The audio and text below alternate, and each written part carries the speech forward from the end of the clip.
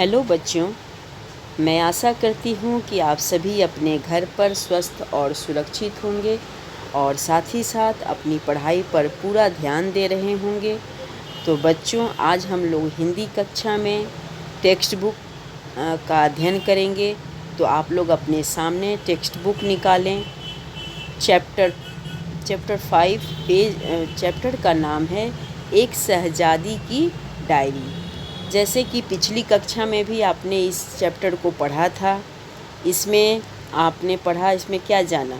तो इसमें अभी तक हमने यही जाना कि शाहजहाँ की बेटी जहाँ आरा, जिसको कि अपने अपने भाई बहनों से काफ़ी लगाव था, काफ़ी प्रेम था, वो अपने भाई बहनों को अपने साथ रखना चाहती थी, उनके साथ, क्योंकि अबू जो थे यानी शाहजहाँ जो थे, वे चाहते थे कि जहाँ आरा जो है वो अपने भाई बहनों अपने महल में रहे, लेकिन उनका कहना था कि वो भी अपने भाइयों के साथ शाही दूत के साथ वो जाएंगी। जहाँ उनके भाई दारा और औरंगजेब जा रहे हैं, तो उनकी भी इच्छा थी कि वे भी अपने भाइयों के साथ जाए, लेकिन उनके पिता ने कहा कि नहीं, लड़कियां जो हैं वो बिना अपने माँ बाप के कहीं नहीं जाती हैं, तो इसलिए तुम्हें अपने महल में ही रहना होगा।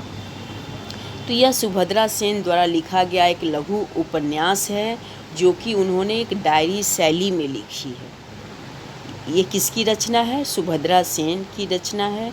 और यह एक लघु उपन्यास है जिसको उन्होंने एक डायरी शैली में लिखी हुई है, जिसमें कि शाहजहाँ की पुत्री जहाँआरा के बचपन की सोच, तत्कालीन राजनीतिक व्यवस्था, पारिवारिक संबंधों के विषय में बहुत से सुंदर चित्रण इस जो है उपन्यास में हमें देखने को मिल रहा है, पढ़ने को मिल रहा है।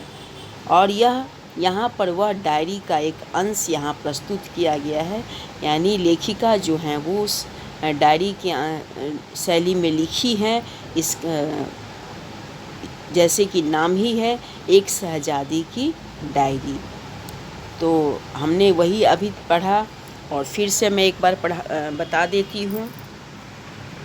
इस कहानी यानी इस एक शहजादी की डायरी की लेखिका हैं सुभद्रा सेन, जिन्होंने डायरी शैली में इसे लिखा है, जो कि एक छोटा सा लघु उपन्यास है, लेकिन इस शैली में लिखने के कारण इसका नाम उन्होंने एक शहजादी की डायरी रखा है।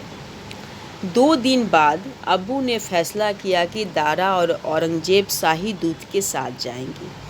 अब यहाँ पर बच्चों, आपने पिछली कक्षा में पढ़ा तो आपने शायद नहीं समझ पाए होंगे कि इस कहानी में या इसमें क्या बताने का प्रयास किया जा रहा है, या इसमें किस बात की चर्चा की जा रही है।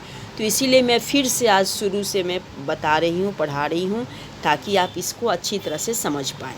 मुझे भी विश्वास है कि आप जो मैंने पहली कक्षा में पढ़ाया था तो आप सही ढंग से समझे नहीं होंगे, तो इसलिए मैंने शुरुआत से इसको फिर से पढ़ाने का निश्चय किया है और फिर से आपको समझाने का प्रयास कर रही हूँ। तो अब्बू जो है, अब्बू कौन है? शाहजहाँ हैं। तो उन्होंने फैसला लिया कि औरंगजेब और दारा को शाही दूत के साथ भेजेंगे। शाही दूत आया था और उसके साथ कौन कौन जा रहा था? औरंगजेब और दारा। शाहजहाँ के 4 बेटे थे बच्चों, याद रखना। दारा, इसके बाद मुराद, औरंगजेब और सुजान, यानी शाहजहाँ के 4 बेटे थे। और शाहजहाँ ने अपने दोनों बेटों को, दारा और औरंगजेब को, वे शाही दूतों के साथ भेजने का फैसला लिया। उन्हें हमारे दादा जहांगीर का आमंत्रित अतिथि माना गया है और वे उन्हीं के साथ रहेंगे, लेकिन हम सभी जानते हैं कि वे बंधक के रूप में जा रहे हैं, ताकि यह सुनिश्चित हो सके कि अब्बू ठीक ढंग से काम करेंगे और फिर कभी दादा के खिलाफ जंग का ऐलान नहीं करेंगे। अब यहाँ पर बच्चों ये जानो कि वे लोग क्यों जा रहे थे। क्योंकि उसके दादा यानी शाहजहाँ के पिता का नाम क्या था? जहांगीर। और बच्चों के तो वे दादा हुए। तो वहाँ से यह फरमान आया था कि अपने दोनों बच्चों को हमारे पास भेज दो, ताकि मैं इन्हें बंधक बनाकर रखेंगे, ये सुनिश्चित करेंगे कि अब तुम किसी भी तरह का साजिश, किसी भी तरह का कोई जंग जो है वो जहांगीर के विरुद्ध नहीं करोगे। यानी जहांगीर के खिलाफ़, अपने पिता के खिलाफ़ किसी तरह का कोई युद्ध का ऐलान नहीं करोगे, किसी तरह का षड्यंत्र नहीं करोगे, जिस कारण उसके पिता जहांगीर ने अपने शाही दूतों को और शाहजहाँ के पास भेजा था, ताकि वे अपने दोनों बेटों को उनके साथ भेज दे, और जिनको कि वे अपने पास बंधक बनाकर रखेंगे। मैं उनसे नफ़रत करती हूँ। उनके इतने क्रूर होने के कारण, दो बच्चों को उनकी माँ से अलग करने के कारण। अब यहाँ पर जहाँ आरा जो है वो देखो कुछ लिख रही हैं चित्र में, तो वो बहुत इस बात को लेकर वो काफ़ी नाराज़ हैं, और वो क्या कह रही हैं कि मैं उनसे नफ़रत करती हूँ कि कैसे उनका यह स्वभाव है कि वो अपने बच्चों को अब माँ से अलग कर रहे हैं। मुग़ल हरम में अकेले रहते हुए उन बेचारों पर क्या गुजरेगी। हरम मतलब महल। महल में रहते हुए दोनों बच्चे अभी तो काफ़ी छोटे हैं, तो वे लोग को पर क्या असर पड़ेगा। लेकिन उनसे ज़्यादा मैं मलिका नूरजहाँ से नफ़रत करती हूँ, क्योंकि हम सभी जानते हैं कि भयानक योजना उन्हीं की बनाई हुई है। अब नूरजहाँ कौन है बच्चों? तो नूरजहाँ जहांगीर की पत्नी का नाम था। तो यहाँ पर ये जो शहज़ादी है वह सोच रही थी कि यह जो फ़ैसला लिया गया है, इस फ़ैसले में ज़रूर नूरजहाँ का ही हाथ है। उन्होंने ही यह फ़ैसला करवाया है, और चूँकि वे काफ़ी निष्ठुर हैं, जो कि इस तरह से बच्चों को अपने माँ से अलग करवा रही हैं, क्योंकि हम सभी जानते हैं कि भयानक योजना उन्हीं की बनाई हुई है। और जहाँ आरा जो है वो सोच रही है कि मैं ये भी जानती हूँ कि यह जो ख़तरनाक योजना जो बना है कि बच्चों को लेकर आने का, उन्हें बंधक बनाकर रखने का, तो यह ख़तरनाक योजना ज़रूर नूरजहाँ ने ही बनाया होगा, ताकि अबू को शहंशाह की मर्ज़ी पर चलने को मजबूर किया जा सके। और यह योजना क्यों बनाया गया? ताकि शाहजहाँ जो हैं वो जहांगीर के अनुसार शासन व्यवस्था करे, जहांगीर के कहने के अनुसार उनके अंडर में, यानी उनके अनुसार वो शासन व्यवस्था चलाए, अपनी मनमानी न करे। दारा सबसे बड़ा पुत्र था। अब बच्चों ये जान लो कि शाहजहाँ का सबसे बड़े पुत्र का नाम था दारा, इसलिए उसे तो जाना ही था, यानी बड़े पुत्र होने के नाते वह तो जाता ही। मैं इसकी उम्मीद कर रही थी कि जो भी हो वह 11 साल का है, और उसकी उम्र कितनी थी? 11 साल की, और अपनी देखभाल कर सकता है। लेकिन मैं समझ नहीं पा रही कि औरंगज़ेब को क्यों जाना होगा। अब जहाँ आरा के मन में यह विचार उत्पन्न हो रहा है कि मैं जानती हूँ कि ठीक है, चलो दारा सबसे बड़ा है तो वो जा सकता है, उसकी उम्र 11 साल की है, वो अपना देखभाल कर सकता है। लेकिन औरंगज़ेब जो कि काफ़ी छोटा है, उसे क्यों जाना पड़ रहा है? पिताजी उसे क्यों भेज रहे हैं, जिसकी उम्र सिर्फ 8 साल की है? मैं नहीं जानती कि शुजा के बदले जाने के लिए उसे क्यों चुना गया। शुजा जो कि औरंगज़ेब से बड़ा है, तो उसके जगह पे पिताजी औरंगज़ेब को क्यों भेज रहे हैं? पिछले रविवार से जब दरबार में फरमान पढ़ा गया था, दोपहर के भोजन के लिए अबू हमारे कमरों में नहीं आए। यानी जैसे ही यह फरमान पढ़ा गया, यह फ़ैसला लिया गया, तो दोपहर के भोजन के लिए अबू जो है यानी शाहजहाँ जो हैं वो बच्चों के कमरे में नहीं आए। वह शाम तक अपने सलाहकारों के साथ दरबार महल में ही थे। और वे अपने दरबार महल में ही थे। अम्मी बहुत रोती रही थी, काफ़ी थकी हुई थी और वह सोने चली गई थी। सती उन्निसा उनके पास रुकी रही। अम्मी भी काफ़ी परेशान थी क्योंकि उन्हें अपने आँखों के सामने अपने बच्चे को बंधक के रूप में देखना पड़ रहा था, जिनको अपनी आँखों से ओझल करना पड़ रहा था। दारा और मैं बाग की ओर टहलते रहे और अब्बू के आने का इंतज़ार करते रहे। लेकिन मैं सबसे बड़ा हूँ, मुझे यकीन है कि मुझे तो जाना ही होगा। दारा ने उदास भाव से एक कंकड़ को ठोकर मारते हुए कहा। और इधर जहाँ आरा और दारा दोनों भाई बहन जो है वो बाग में टहल रहे थे, तो दारा ने अपनी बहन से यह बातें कही कि मैं तो जानता हूँ कि पिताजी मुझे भेजेंगे क्योंकि मैं सबसे बड़ा हूँ। उसके भी चेहरे पर उदासी छाई हुई थी। मैं चुप रही। मैं जानती थी कि वह सही कह रहा है। और यहाँ पर जहाँ आरा जो है वो कह रही है कि मैं चुप थी, मैं जानती थी कि वो सही कह रहा है।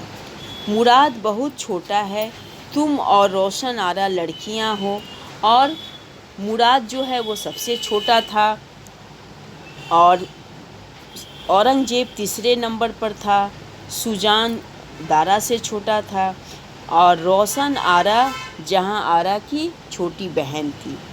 तो यहाँ पर मुराद जो था वो छोटा था। तुम और रोशन आरा लड़कियाँ हो, तो हम तीनों में से ही जाना होगा। और दारा ने यह बातें अपनी बहन से कही कि मैं जानता हूँ कि हम तीनों भाइयों में से ही किसी को जाना होगा, क्योंकि तुम दोनों तो लड़कियां हो, तुम्हें तो जाना नहीं है। और इस तरह वे आपस में दोनों बातें कर रहे थे।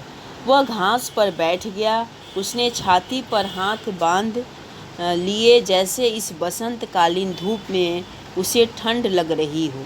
मैं जानता हूँ सबसे पहले अब्बू मुझे ही चुनेंगे, शायद सूजा और मुझे जाना होगा। अब यह बातें करते वे समझ गए थे कि मुझे तो जाना ही है। दारा ने कहा कि शायद मैं और सूजा जाऊं। मैं भी ऐसा ही सोचती हूँ। मैं उसके पास बैठ गई और अपनी एक बाँह मैंने उसके कंधे पर रख दी। मैं अब्बू से पूछूंगी, शायद तुम्हारे और सूजा के साथ मैं भी चलूं। तब जहाँ आरा ने कहा दारा से यह बात कि मैं भी चाहती हूँ कि मैं तुम दोनों के साथ चलूँ, यानी मेरी भी इच्छा है कि तुम दोनों के साथ जाऊँ। और बच्चे सोच रहे थे कि दारा और सूजा जो है वो जाएंगे बंधक के रूप में, यानी शाही दूतों के साथ। लेकिन दारा को ये नहीं मालूम था, और जहाँ आरा को कि सूजा के जगह औरंगजेब को उसके पिता जो है वो भेज रहे थे। वह मुड़ा उम्मीद भरी नज़रों से मुझे देखते हुए बोला, क्या तुम चलोगी? तब वह पीछे की तरफ मुड़ते हुए बोला कि क्या तुम चलोगी? मैंने सिर हिलाया। फिर हमने देखा कि अब्बू नीचे रास्ते पर आए और अम्मी के कमरे की तरफ चले गए। उस रात अब्बू अम्मी से देर तक बातें करते रहे। कभी कभी उनकी ऊंची आवाज़ें सुनाई दे रही थी, यानी इधर महल में उनके माता पिता भी जो थे वो आपस में बहस कर रहे थे। उन्हें भी अच्छा नहीं लग रहा था कि बच्चों को शाही दूतों के साथ भेजना पड़ रहा है, लेकिन न चाहते हुए भी उन्हें यह कदम उठाना पड़ रहा था। फिर मुझे अम्मी का रोना सुनाई दिया। माँ थी, कितना भी है तो उनके मन में भावुकता आएगी ही। फिर अब्बू दरवाजे पर आए और उन्होंने हमें अंदर बुलाया। फिर रात का ही समय था और अब्बू ने हमें अंदर बुला लिया, यानी बच्चों को अपने कमरे में बुलाया। जब हम पांचों अंदर गए, मैंने देखा कि अम्मी ने झटपट अपनी आंखें पोंछी और एक हल्की सी मुस्कान के साथ सीधी बैठ गई। और अम्मी जो थी वो भावुक हो चुकी थी, और बच्चों को देखकर वो अपनी आंखें पोंछकर उनके सामने वह जो है वो अपने चेहरे पर मुस्कान दिखा रही थी कि मैं काफ़ी प्रसन्नचित्त हूँ, काफ़ी खुश हूँ, ताकि बच्चों को बुरा न लगे। अब्बू ने हमारी तरफ देखा और बोले, हम सभी जानते हो कि क्या हो रहा है। दूसरी सभी शर्तें जो मेरे वालिद ने रखी है उन्हें मान लेना आसान है, लेकिन मैं उनके इस हुक्म से इत्तेफाक नहीं रखता कि मैं अपने बेटों को आगरा भेज दूँ। अब्बू ने कहा अपने बच्चों को कि जो शर्तें उनके वालिद ने रखी है उन्हें अगर मान लेना आसान है तो फिर हुक्म का इत्तेफाक नहीं कर सकते, यानी मैं अपने बेटों को आगरा भेज दूं तो ये ज़्यादा सही मुझे लग रहा है, लेकिन आप उनकी हुक्म उदली नहीं कर सकते। तब उन्होंने कहा कि आप उनके आदेश का उल्लंघन नहीं कर सकते। औरंगजेब हमेशा की तरह एक अच्छे शतरंज के खिलाड़ी की तरह सभी विकल्पों पर विचार कर रहा था। मैंने पहले भी देखा है कि वह बहुत तेज़ी से सोचता है, लेकिन उत्तेजित या क्रोधित बहुत कम होता है। यानी औरंगजेब जो था वो काफ़ी शांत स्वभाव का था और बचपन में, और बहुत सोच कर वह कोई बातें बोलता था। काफ़ी उत्तेजित और क्रोधित बहुत कम होता था अपने भाइयों के पास। मैं जाने को तैयार हूँ, अब्बू दारा ने दृढ़ता से कहा। और बड़े बेटे दारा ने कहा कि पिताजी मैं जाने के लिए तैयार हूँ। मैं भी, औरंगजेब ने कहा, और औरंगजेब ने कहा कि मैं भी जाऊँगा। मुझे अपने भाइयों पर फ़ख्र हुआ, कोई भी भयभीत नज़र नहीं आ रहा था। और यह दृश्य देखकर जहाँ आरा को बहुत अपने भाइयों पर नाज हुआ, गर्व हुआ कि मेरे भाई जो हैं वो काफ़ी साहसी हैं, बहादुर हैं, और वे इतने छोटे होने के बावजूद वे लोग शाही दूतों के साथ जा रहे हैं। अब्बू मुस्कराए, शाबाश, पेश आने का यही सही तरीका है। मुग़ल शहज़ादे कभी डरते नहीं। और अब्बू भी अपने बच्चों का इस तरह से शाबाशी देते हुए, उनका भी हौसला बढ़ाते हुए कि मुझे तुमसे यही उम्मीद है कि मेरे बच्चे कभी डरते नहीं, भयभीत नहीं होते, और मेरे फ़ैसले का वे लोग सम्मान करते हैं। लेकिन यह कोई ऐसी बात नहीं है जिस पर तुम्हारी अम्मी और मैं बहुत सहजता से फ़ैसला ले सकें। अपने बेटों में से हमें कैसे चुन सकते हैं?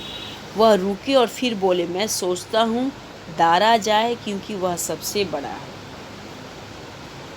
फिर शाहजहाँ जो हैं वो अपने बच्चों को बोलते हुए अब फ़ैसला सुनाने जा रहे थे कि देखो, मैं चाहता हूँ कि दारा जाए, क्योंकि दारा तो सबसे बड़ा है। दारा चुप रहा, लेकिन बहादुर दिखने की कोशिश करते हुए उसने सिर हिलाया।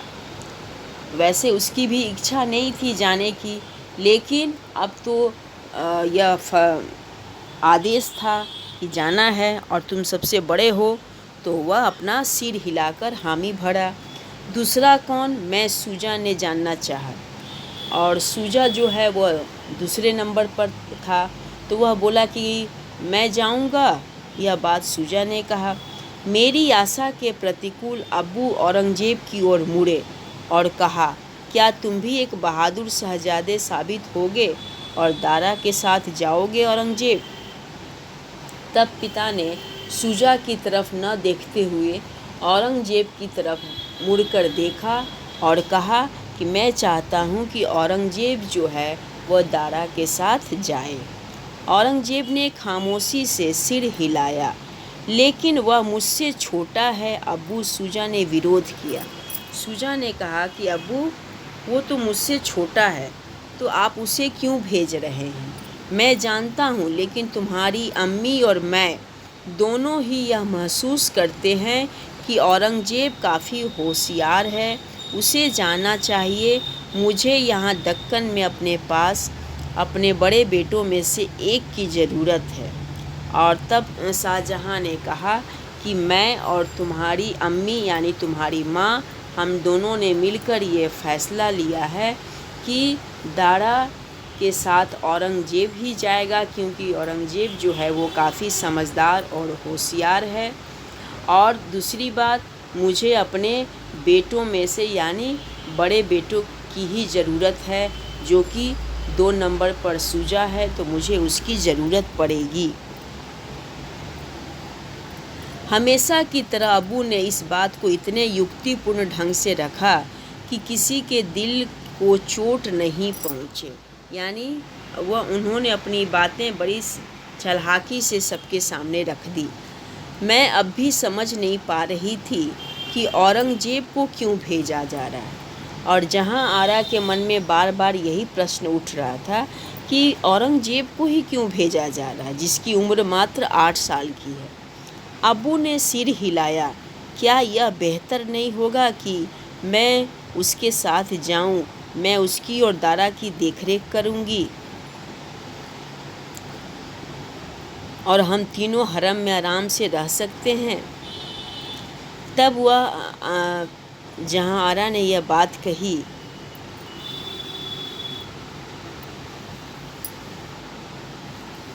कि मैं भी उनके साथ जाना चाहती हूँ और ये लोग छोटे हैं तो मैं उनकी देखभाल करूँगी और हम लोग महल में एक साथ रहेंगे।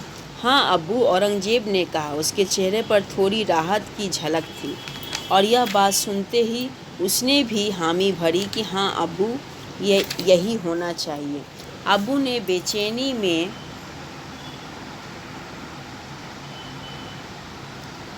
अपने सिर को हिलाया। बेवकूफ़ मत बनो। जहाँ शाही दूत के साथ अकेले सफ़र पर जाने की इजाज़त मैं तुम्हें नहीं दे सकता। क्यों नहीं? परेशान होकर मैंने पूछा। क्योंकि तुम एक लड़की हो। तब अबू ने जवाब दिया कि शाही दूत के साथ लड़की नहीं जाएगी। लड़कियाँ अपने वालिदैन के साथ जाती है, अपने माता पिता के साथ जाती है। मैंने औरंगज़ेब के निराश चेहरे की तरफ देखा। उसकी आंखें आंसुओं से भरी हुई थी। मैंने देखा कि उन्हें हमसे छुपाने के लिए उसने सिर को झुका लिया था। अगले जुम्मे की सुबह मैं आज सुबह बहुत जल्दी उठ गई थी और फिर सो न सकी।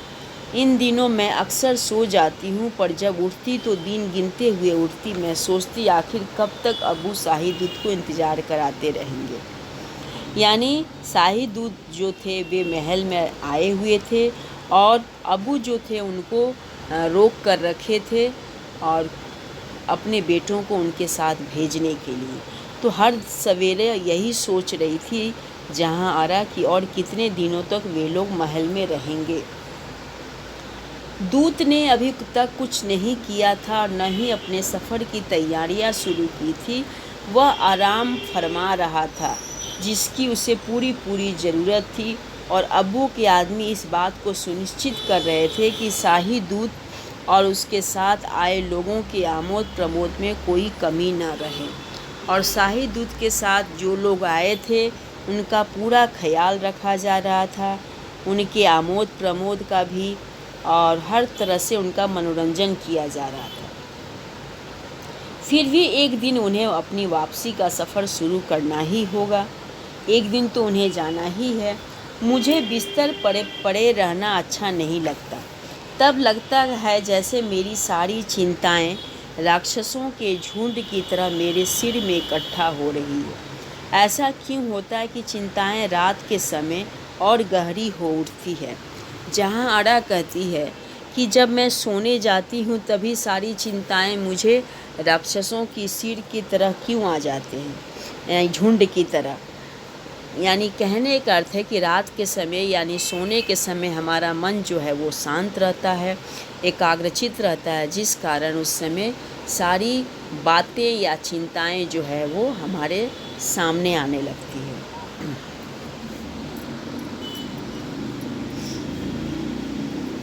मैंने फैसला किया कि अब मुझे उठ जाना चाहिए। बाहर की तरफ रोशनी फैलने लगी थी और वह उठ गई ताकि सुबह हो चुकी थी। अब भी सभी सोए पड़े थे।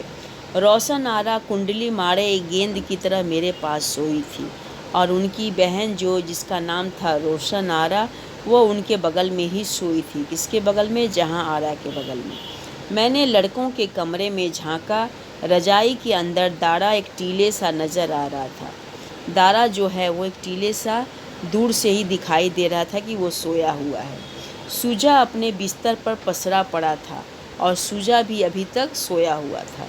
तभी मैंने ध्यान दिया कि औरंगजेब का बिस्तर खाली है और औरंगजेब जो था वो अपने बिस्तर पर नहीं था।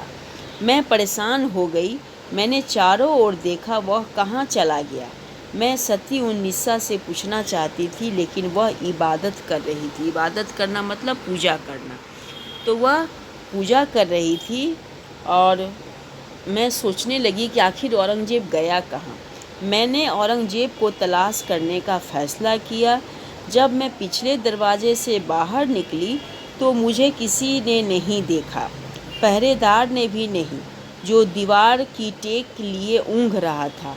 और जहाँ आरा जो है वो औरंगजेब की खोज में निकल पड़ी कि औरंगजेब अपने कमरे में नहीं दिख रहा है। तो देखती क्या है कि जो पहरेदार था वह भी सोया यानी नींद में था। इस कारण वह आराम से उसकी नज़र किसी पर नहीं पड़ी और वह महल के बाहर निकल पड़ी, जिससे मुझे हंसी आ गई। मैंने बाग में औरंगजेब की तलाश की, जहां अक्सर वह खेला करता था, और जहां आरा जो है वो अपने भाई की तलाश करते हुए, खोज करते हुए वह बाहर गई। मैं जहाज महल के पीछे की तरफ गई, जहां एक बड़ा सा तालाब है। इसे चंद्रलोक कहा जाता है। मांडू में 2 झील हैं जो महलों के बीच चांदी की तस्तरियों की तरह लगती है, और वे सचमुच खूबसूरत हैं।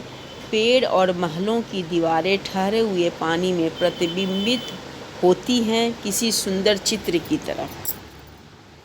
यानी वह ढूंढते ढूंढते अपने भाइयों को महल के पीछे वह झील की तरफ गई। वहाँ भी उसे देखा, लेकिन वहाँ उसे वह दिखाई नहीं दिया। मैंने औरंगजेब की छोटी सी झुकी हुई काया को तालाब के किनारे बैठे देखा। तब वो देखती क्या है, तालाब में औरंगजेब का प्रतिबिंब जो है वो दिखाई दिया। वह उदास भाव से पानी को निहार रहा था और वह उसकी नज़र जो है वो तालाब के पानी पर थी। उसने घास पर मेरे कदमों की आवाज़ नहीं सुनी, और जब मैं उसकी बगल में बैठी तो मुझे देखकर वह चकित हो उठा और वह दबे पांव जाकर औरंगजेब के बगल में बैठ गई। और जब उसने अचानक से घूमकर देखा तो वह आश्चर्यचकित हो गया। उसके चेहरे पर एक हल्की सी मुस्कान उभरी और वह मेरे और करीब खिसक गया। कभी कभी वह कितना अकेला लगता। वह दारा और रोशन आरा की तरह नहीं था। वह बहुत कम बोलता था। यानी वह जहाँ आरा को देखकर काफ़ी प्रसन्नचित हुआ और वह उसके तरफ नज़दीक आकर बैठ गया। तुम बहुत जल्दी जग गए जेब। नींद नहीं आई? मुझे भी नहीं आई, मैं दिन गिनती रहती हूँ। तब उसने अपने भाई से बोला कि तुम बहुत जल्दी उठ गए। तो बोला कि हाँ, मुझे भी नींद नहीं आ रही है, मैं तो दिन गिन रही हूँ कि तुम लोग किस दिन जाओगे। वह कुछ पल चुप रहा और फिर मुलायम स्वर में बोला, जहाँ आपा अब्बू ने सूजा की जगह आगरा जाने के लिए मुझे क्यों चुना। तब वह बोला कि आपा यानी बड़ी बहन को बोला जाता है कि अब्बू ने सूजा की जगह मुझे क्यों आगरा जाने के लिए भेज रहे हैं, यानी आगरा क्यों भेजना चाह रहे हैं। क्योंकि जैसा कि उन्होंने कहा था, सूजा के मुकाबले तुम होशियार हो और उनसे सहमत हूँ। उसने अपना सिर हिलाया। वह सिर्फ एक बहाना था। वह नहीं चाहते थे कि मैं यहाँ रहूँ। उसकी आवाज़ में छुपी उदासी ने मुझे चौंकाया। क्या तुम ऐसा क्यों सोचते हो? यह सच है, यह सच है। वह तुम्हें और दारा को सबसे ज़्यादा चाहते हैं। जब भी तुम उनसे बात करती हो वह मुस्कुराते हैं, लेकिन जब भी मैं उनसे कुछ पूछता हूँ वो कितने नाराज़ हो जाते हैं। उसके चेहरे पर चमक आ गई और वह मुस्कुराने लगा। उन दिनों की याद करो जब हम उदयपुर में थे। मेवाड़ के राणा मिलने आए थे और मेवाड़ के सभी राजपुरुषों के सामने तुम जानना चाहते थे कि राजपूत केवल मूछें ही क्यों रखते, दाढ़ी नहीं।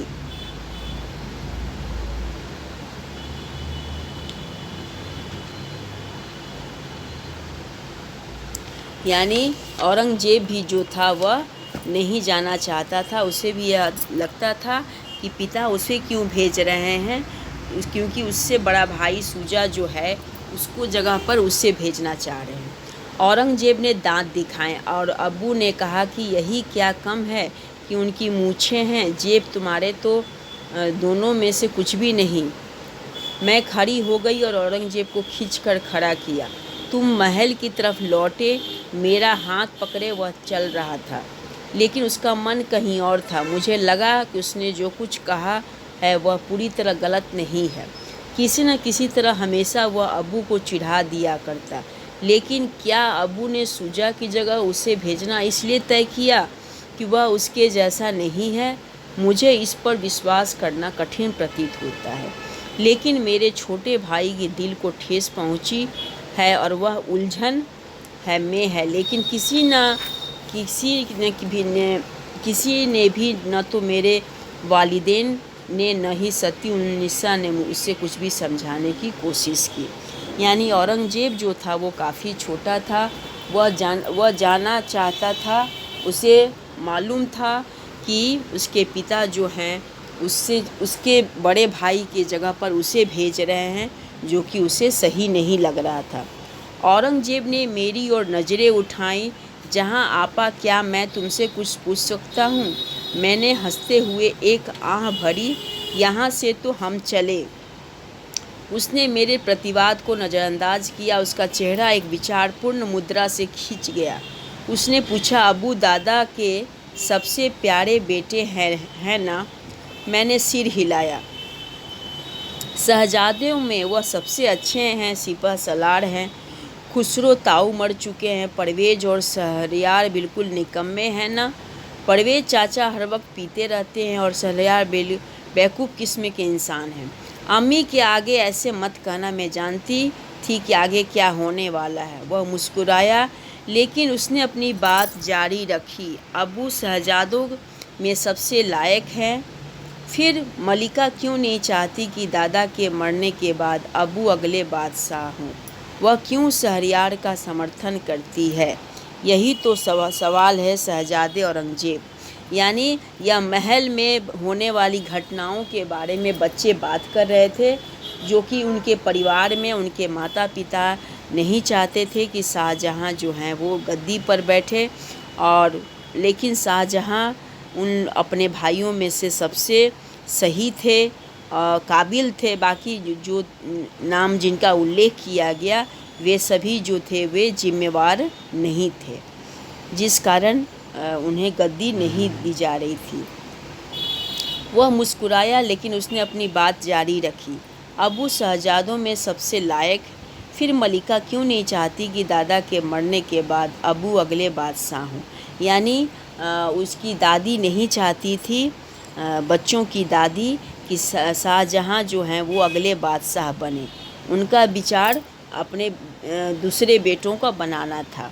वह क्यों शहरयार का समर्थन करती? यानी वो अपने बेटे शहरयार का समर्थन करती थी कि वह शहंशाह बने, शाहजहाँ शहंशाह न बने। यही तो सवाल है शहजादे औरंगजेब। मैं उसे अपने कमरों की तरफ खींचने लगी, लेकिन खाली पेट में इसका जवाब नहीं दे सकती थी। हमें नाश्ते के लिए जल्दी करनी चाहिए। ठीक है, लेकिन उसके बाद तुम्हें बताना होगा। मैं जानती हूँ मेरी उत्पाती शहजादे। मैंने एक तेज़ निगाह उस पर डाली और वह हंस पड़ा। यानी औरंगजेब के मन में कई तरह के प्रश्न जो हैं वो अपनी बड़ी बहन से पूछ रहा था कि आखिर क्यों इस तरह के जो हैं वो सवालात हमारे महल में हो रहे हैं, अब्बू के साथ हो रहे हैं। क्यों दादी जो है वो शहरयार को शाहजहाँ शहंशाह बनाना चाहती है, हमारे पिता को नहीं बनाना चाहती। और ये सारा जो खेल जो था इसीलिए रचा जा रहा था। तो बच्चों, आज हमने पढ़ा इस कहानी में, एक शहजादी की डायरी में, कि किस तरह बच्चे जो हैं वो अपने परिवार के सदस्यों की उलझनों में, समस्याओं में वे भी पिस रहे थे, वे भी उनके साथ उनको भी इस्तेमाल किया जा रहा था। तो जहाँ आरा और शाहजहाँ और अजरमंद बानों की सबसे बड़ी संतान थी। तो जहाँआरा जो है वो अजरमन बानो की सबसे बड़ी बेटी थी। जहाँआरा एक भावुक शहजादी, प्यारी बहन, कवित्री और कुशल चिंतक थी। जहाँआरा ने विवाह नहीं किया, यानी वह शादी नहीं की और अपने पिता की एक योग्य और विश्वास पात्र सलाहकार बनी रही। यानी पूरा जीवन उन्होंने अपने पिता के विश्वास पात्र और सलाहकार के रूप में कार्य करती रही और उन्होंने शादी नहीं की। कौन? जहाँआरा। जहाँआरा ने गरिमापूर्ण जीवन बिताते हुए सन 1681 में दुनिया से विदा ली। तो जहाँआरा जो है वो शाहजहाँ और अजरमन बानो की सबसे बड़ी संतान थी। तो बच्चों, आज इस चैप्टर को आप लोग पढ़ेंगे। ये चैप्टर पूरा आज मैंने पढ़ाया और इस चैप्टर से संबंधित जो भी बातें, मुख्य बातें थी, तो आप उसे ज़रूर समझे होंगे। तो मैं आशा करती हूँ बच्चों कि आप इस चैप्टर से संबंधित जो भी बातें मैंने आपको बताया, आपको समझाया, तो आप आपको अच्छी तरह से समझ आ गई होगी।